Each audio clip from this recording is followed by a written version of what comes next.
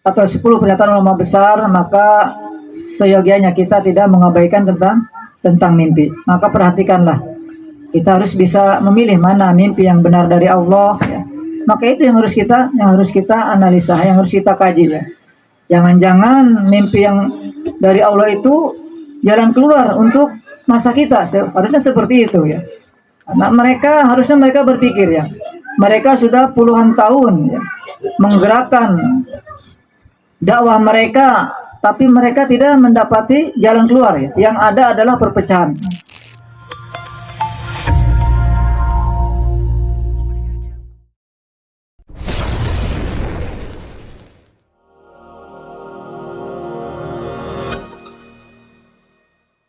Kutipan singkat tentang kedudukan mimpi tawatur dari 10 kitab ulama. Tentunya ketika menyampaikan dalam hal ini, mungkin saya tidak banyak improvisasi ya, karena saya bukan ahli takbir mimpi ataupun bukan termasuk orang yang sering mimpi, tapi saya percaya dengan mimpi. Selama mimpi tersebut tidak bertentangan dengan Al-Quran dan juga tidak ada unsur penyimpangan, maka saya percaya dengan mimpi. Karena kita tidak bisa memukul rata bahwasanya mimpi tidak diterima, tapi di sana ada mimpi yang harus kita percaya, yaitu ru'yatus shadiqah. Dan mimpi merupakan manhaj nubuwah, manhaj nubuwah kenabian, yang para ulama salaf mereka tidak mengabaikannya. Mereka mempelajarinya dan dijadikan mimpi-mimpi berupa ru'yatus shadiqah sebagai petunjuk, kabar gembira dan juga penguat.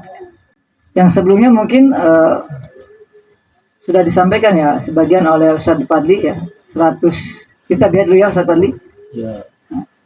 Mungkin ini kutipan dari 10 kitab ulama. Baik, kita langsung saja. Kita baru sadar, kita baru sadar belakangan setelah muncul berbagai fenomena mimpi.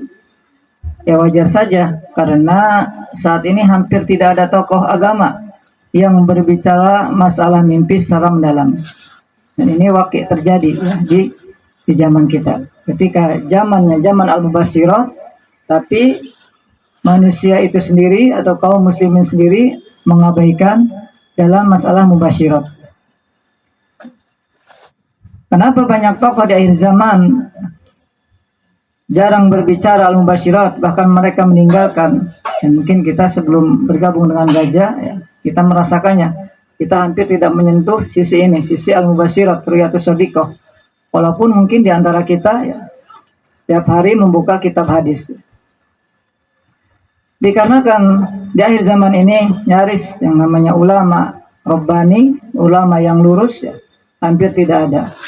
Yang ada adalah para tokoh ya, pewaris panggung ya, bukan pewaris Nabi ya. Karena kalau pewaris Nabi ya, mereka akan menyampaikan ya, kabar-kabar dari Nabi, dan di antara kabar dari Nabi untuk akhir zaman yaitu al-mubasyirat, kebenaran tentang ru'yatus shadiqah. Sehingga benar kata Rasulullah SAW, inna khafa ma akhafu min ummati al-aimatal mudilin. Sesungguhnya perkara yang paling aku takutkan dari umatku adalah para pemimpin yang menyesatkan. Di akhir zaman ini banyak para tokoh yang menyesatkan. Sunnatullah bahwasanya kebenaran itu akan terasa asing. Bukan dalilnya yang asing, bukan petunjuk yang asing, tapi orang-orang yang mengikutinya yang asing. Karena yang namanya kebenaran akan terus turun-temurun dari para nabi dan rasul, akan ada, tidak akan padam. Hanya saja orang-orang yang mengikuti, orang-orang yang jujur hatinya untuk menerima kebenaran sedikit. Itu yang Allah kehendaki. Dan kita lihat dari sejarah bahwasanya para nabi pun ya, tidak sedikit keluarga mereka, orang-orang yang dicintai oleh mereka tidak beriman ya. Lebih-lebih kita ini bukan nabi ya, bukan ulama, ketika kita menyeru kepada saudara-saudara kita, wajar kalau kita diejek ya. Siapa kamu ya? Kamu cuma sebatas tukang ayam, tukang AC, ya. Atau tukang apa lagi, tukang kerupuk, ya. Ada di sini tukang kerupuk? Bibik singkong, Mas Agus. Iya, pasti gitu ya. Ketika kita menyampaikan, mereka akan lihat siapa kita, bukan apa yang kita sampaikan. Itulah kondisi umat akhir zaman. Karena mereka bukan, kadang para tokoh zaman sekarang itu mereka tidak bodoh dengan dalil. Mereka mengetahui dalil-dalilnya. Akan tapi sejatinya mereka sebetulnya tidak paham kaidah-kaidah dalam mimpi. Tidak paham. Sehingga ketidakpahaman tersebut karena mereka sudah memiliki baju kebesaran, bukan kebesaran apa namanya, sudah punya nama ya, akhirnya merasa berilmu ya, timbullah kesombongan. Mengetahui bahwasanya tokoh umat akhir zaman begitu hampir mereka tidak berbicara masalah mimpi secara mendalam, padahal jelas ya hadis-hadis tentang al-mubasyirat yang bahwasanya mimpi satu bagian dari 46 kenabian. Kemudian bahwasanya hampir-hampir ketika mendekati kiamat, mimpi orang-orang beriman tidak pernah berdusta seperti itu. Menunjukkan ini adalah perkara yang penting, perkara penting. Dan tapi ala kulihal ya, tokoh umat Islam zaman sekarang mereka tersibukkan dengan fitnah-fitnah dunia. Mereka sibuk dengan popularitas, sibuk dengan dakwah ya, yang hanya satu sisi, sementara sisi lainnya mereka abaikan, yaitu sisi bagaimana umat selamat atau memahami tentang fitnah-fitnah akhir zaman. Maka dari itu kita perlu mendengar dari ulama-ulama besar terdahulu yang banyak mendalami tentang mimpi. Nah, padahal mereka pun memiliki kitab-kitab ini, kitab Imam Al-Ghazali, kitab Ibnu Taimiyah dan seterusnya. Mereka ada di perpustakaan pribadi mereka. Tapi dalam permasalahan ini mereka mengabaikan. Arti mimpi tawatur, mimpi yang memiliki makna inti yang sama, dialami oleh banyak orang yang berbeda, tanpa adanya kesepakatan, pengaruh langsung atau komunikasi sebelumnya, sehingga keluar dari kategori hayalan personal dan menjadi indikasi kolektif. Bagaimana tentang mimpi tawatur? Kita lihat beberapa pernyataan 10 ulama besar dan sedikit mengulas bahwasanya mimpi tawatur bukan berarti mimpi yang betul-betul sama ya, persis, akan tetapi dari sisi inti makna, memiliki kesamaan inti makna. Ini yang dinamakan tawatur. Ini asal dari tawatur, bukan kesamaan persis dari setiap mimpi, tapi inti maknanya. Begitu juga datang dari banyak orang. Dan sebelumnya tidak saling ada komunikasi ya. Misalkan di antara kita ya, atau di antara helper yang belum uzah dengan yang uzah memiliki mimpi-mimpi yang inti maknanya sama tanpa ada komunikasi ya. Atau sebelumnya tanpa dibicarakan terlebih dahulu ya, sehingga terbawa oleh mimpi. Tidak, betul-betul ini satu sumber dari Allah Subhanahu wa taala. Ini adalah mimpi tawatur. Lalu bagaimana pernyataan di antara 10 ulama? Yang pertama kita ambil dari pernyataan Al-Imam Al-Ghazali rahimahullah taala. Beliau wafat tahun 505 Hijriah. Beliau memiliki kitab yang terkenal, yaitu kitab Ihya Ulumuddin. Di sini dinukilkan dari penerbit Dar Al-Ma'rifah Beirut jilid 4, kitab Al-Kasb Al-Ilm wa Bayan Al-Ru'ya. Kata beliau, jika banyak mimpi-mimpi saling bersesuaian pada satu makna yang sama tanpa adanya kesepakatan di antara manusia, maka itu bukanlah sekedar hayalan jiwa, itu mimpi benar dari Allah SWT. Kemudian yang kedua, pernyataan dari Syekh atau Al-Imam Ibnu Taimiyah dengan ta'ala, beliau wafat 728 Hijriah. Beliau menukilkan di dalam kitab Majmu' Fatawa penerbit Darul Al-Wafa jilid 27 bab Al-Ru'ya. Kata beliau, apabila mimpi itu berulang-ulang dari banyak orang tanpa perjanjian, maka ini menunjukkan adanya asal realitas baginya. Realitas itu pakai kenyataan, menunjukkan bahwasanya inilah mimpi tawatur. yaitu dengan berulang-ulang.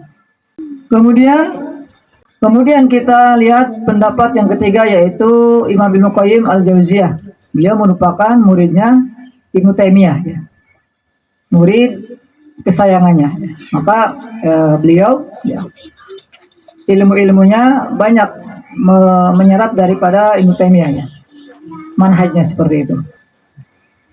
Beliau menyebutkan di dalam kitabnya, yaitu Madarijus Salikin, berulangnya mimpi pada satu makna yang sama mengeluarkannya dari sekedar ilusi individual. Jadi ketika ada mimpi-mimpi berulang, walaupun misalkan kita sendiri yang bermimpi, kemudian kita mimpi berulang-ulang, nah, ini menunjukkan tawatur. Dan ini bukan sekedar ilusi individual, ya, dan konsisten, ya. Jadi tawatur tidak hanya dari beberapa personal, tapi bisa saja hanya satu orang, akan tapi dia terus berulang-ulang mimpi tersebut dan maknanya satu makna, satu inti, ya. Ini mengeluarkan dari ilusi individual, menunjukkan kekuatan makna ru'yah tersebut. Kemudian yang keempat, yaitu Imam Al-Qurtubi.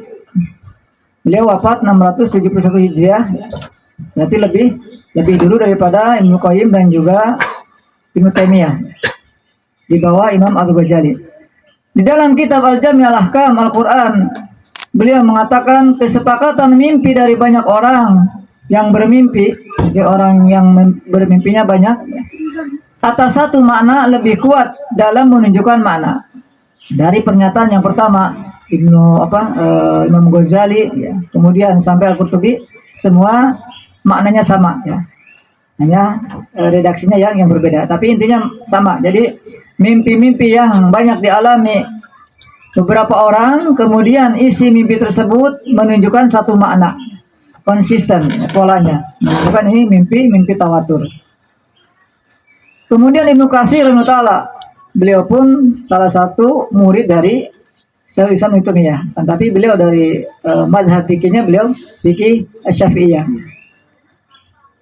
Dan beliau memiliki kitab tafsir, ya, kitab tafsir yang hampir di seluruh komunitas dipakai, ya, kitab tafsir ini, karena kitab tafsir terbaik, ya.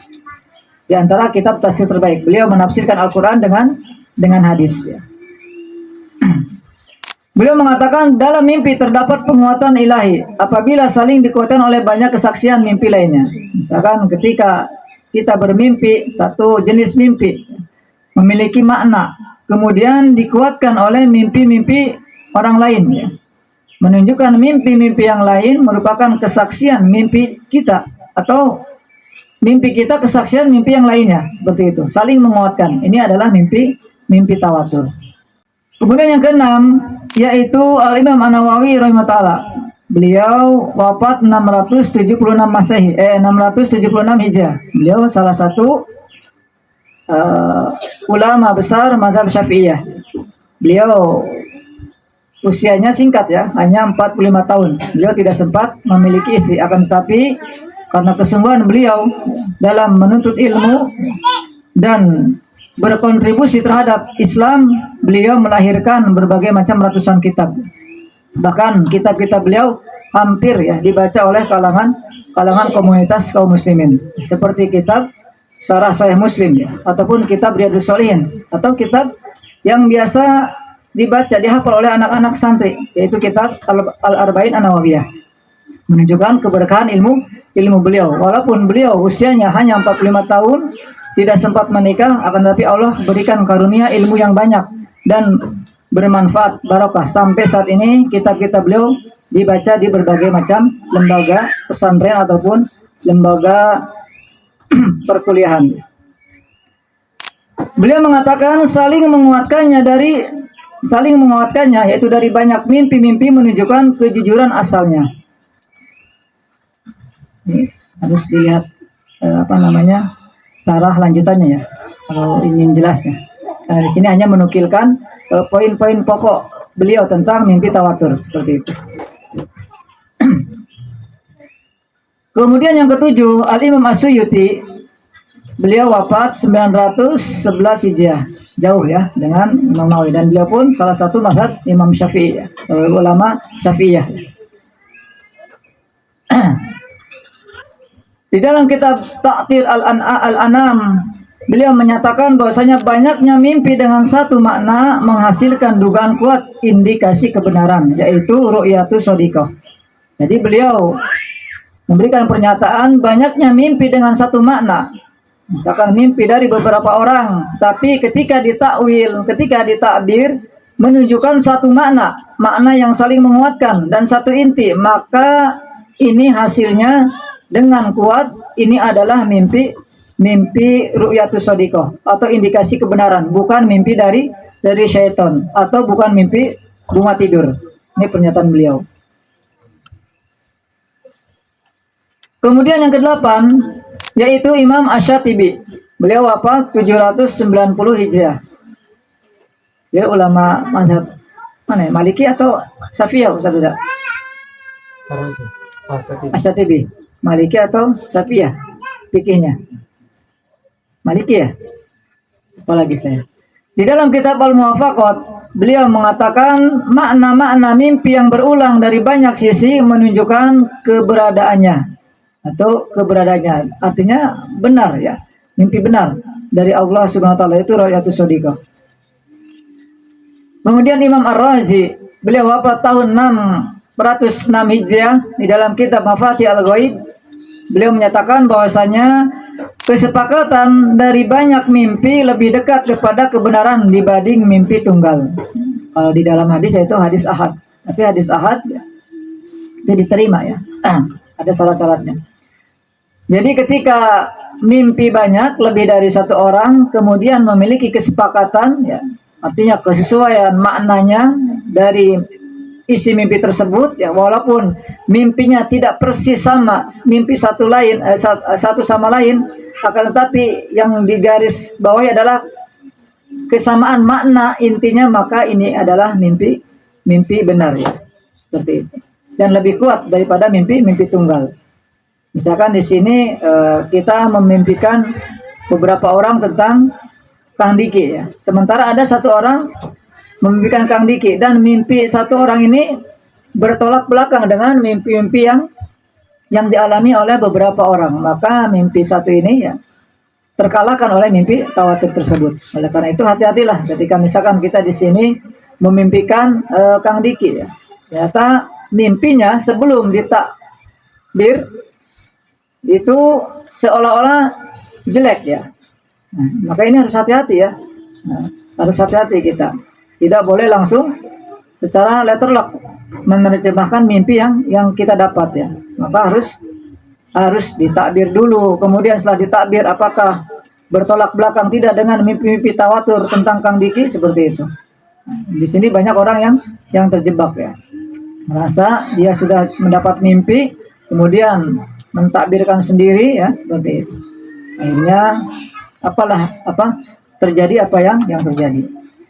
Jika kesaksian rohani yang ke-10 yang terakhir yaitu Ibnu Khaldun, di dalam kitab Muqaddimah Ibnu Khaldun beliau menyatakan jika kesaksian rohani atau mimpi menjadi banyak, ia keluar dari wilayah ilusi tapi mimpi benar. Artinya ketika suatu mimpi memiliki kesaksian yang banyak dari mimpi-mimpi lain, maka ini bukan mimpi ilusi, bukan mimpi bunga tidur, apalagi dari syaitan, tapi insya Allah mimpi benar.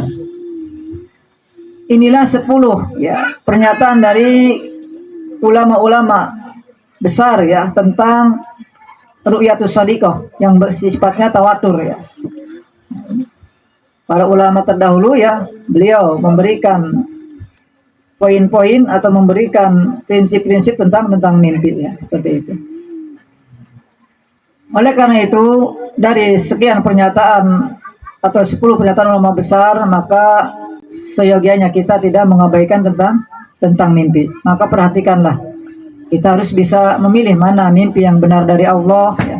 Maka itu yang harus kita analisa, yang harus kita kaji ya. Jangan-jangan mimpi yang dari Allah itu jalan keluar untuk masa kita, harusnya seperti itu ya. Karena harusnya mereka berpikir ya, mereka sudah puluhan tahun ya, menggerakkan dakwah mereka, tapi mereka tidak mendapati jalan keluar ya. Yang ada adalah perpecahan. Nah, harusnya mereka ada sedikit berpikir gitu ya, merenung ya, seperti itu. Istikharah kepada Allah, memohon petunjuk, bukan semakin mempertajam dalil untuk menghujat ya kaum muslimin atau sesama komunitasnya, bukan seperti itu ya, bukan seperti itu. Ya, para ulama ya, mereka tawadu ya dengan kebenaran seperti itu. Kita tutup dengan pernyataan ulama besar yang dikenal sebagai penakwil mimpi, yaitu sudah tidak asing lagi Ibnu Sirin. Di dalam kitab tafsir mimpi yang dirujuk ulama klasik memberikan pernyataan mimpi yang benar biasanya bersesuaian antara banyak mimpi orang dan tidak bertentangan dengan syariat. Seperti itu. Gambaran apapun sesuai hadis. Jadi gambaran apapun sesuai hadis.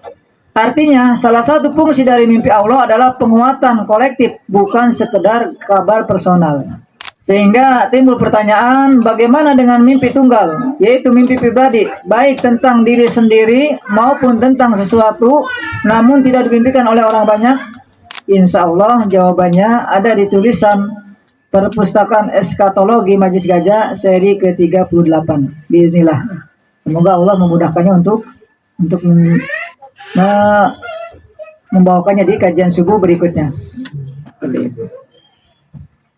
Inilah sekilas tentang nukilan-nukilan daripada ulama-ulama besar tentang mimpi-mimpi tawatur. Nah, karena itu, wahai kaum muslimin ya, yang diberikan amanah ilmu ya, saban hari mengkaji al-hadis, Al-Quran, coba ya perhatikan atau pelajari tentang mimpi-mimpi ya. Mimpi-mimpi benar dari Allah Subhanahu wa taala ya.